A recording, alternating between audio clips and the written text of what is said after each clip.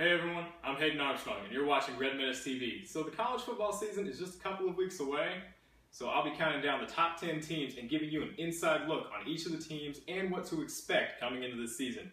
This week will be teams 10 through 6. Let's do this.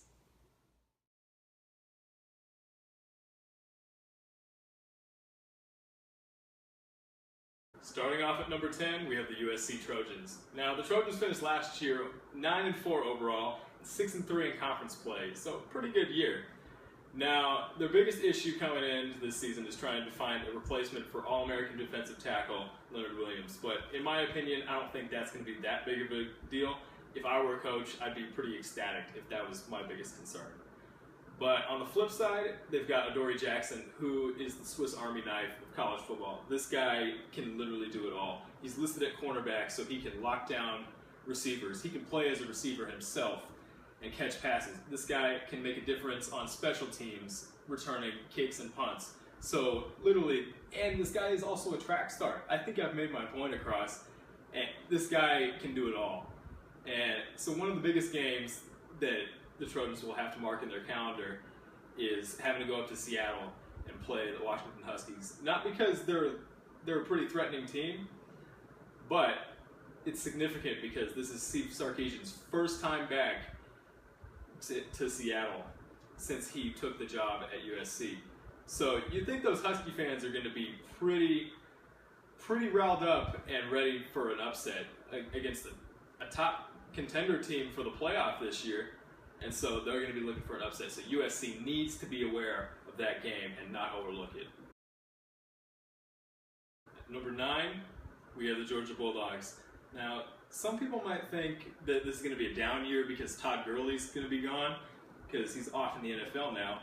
But if they say that, they haven't paid close attention to this team. They've got Nick Chubb, who was a freshman All-American last year.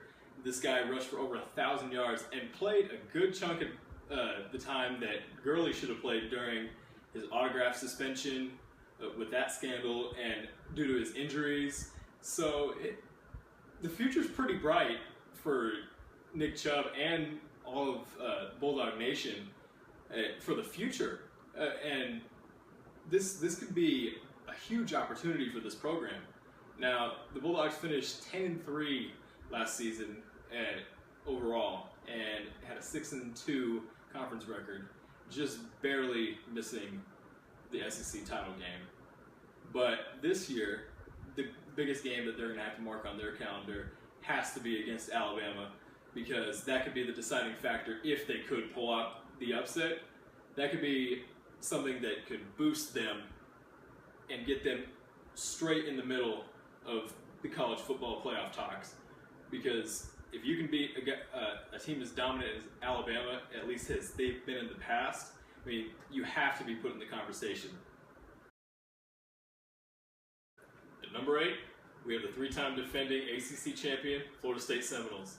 Now, the big story here is Everett Golson transferring from Notre Dame to play at FSU, and he's still in the conversation of quarterback. He hasn't won the job. I don't think Jimbo Fisher is going to decide till maybe the day of who starts. I think he wants both quarterbacks to be on their toes, and I applaud him for that. I like that strategy, and he's, of course, it was Jameis Winston's backup from last year, who he's competing with, Sean McGuire, who played one game for Jameis Winston with that standing on the table suspension thing. I don't know. It's behind us now. But I would not be surprised. I think Florida State will go at least 11-1. I say the 1 because they've dug themselves in such big holes the past few years. They've been able to dig themselves out, but I think that a lot of that was with Jameis Winston, and I think it could result in a loss or two. But 2 at the most, I would say they would lose. But I think 1 is safe considering how easy their schedule is, non-conference and conference schedule. So they could possibly depending on how everything plays out, make another playoff appearance and get another ACC championship under their belt. At number 7, we have the Auburn Tigers. Now, the Tigers had a very subpar year last year, and so in my opinion, they're on the up. They'll be on the up and up this year. They finished 8-5 last year, and then finishing off their year, they lost to Wisconsin in the Outback Bowl. But that's behind them.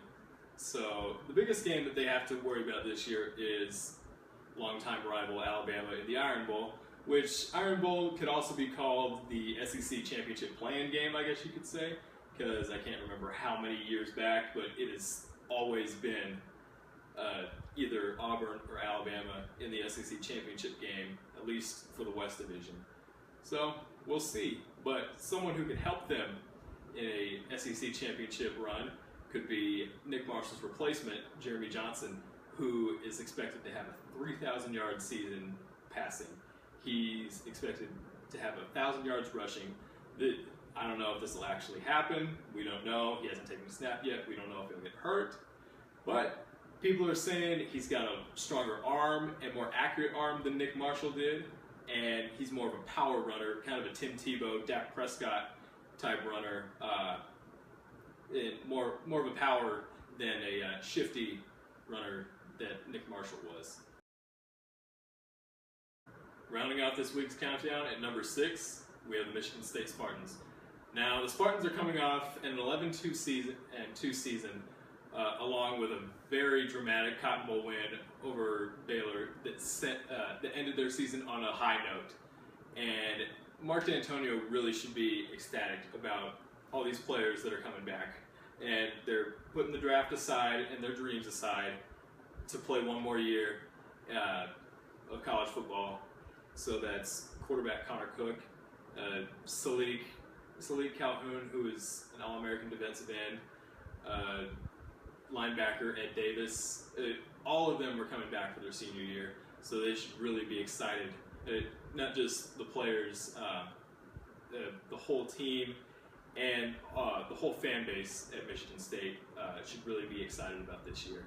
And this team has got to overcome some obstacles this year, and probably the biggest one that they have to overcome will be having to play against Ohio State when they're going to be seeking revenge from last year when the Buckeyes pulled off a victory in East Lansing against the hostile Michigan State fan base, and they want to embarrass.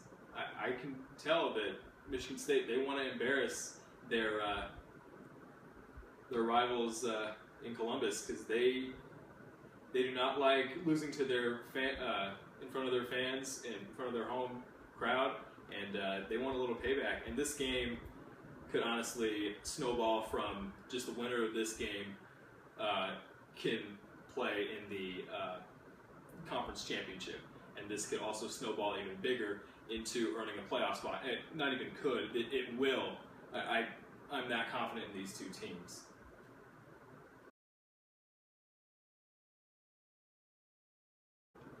Hey, I hope you guys enjoyed this week's countdown. I'll see you guys next week for Red Menace TV. I'm Hayden Armstrong. Now back to Lee Roy.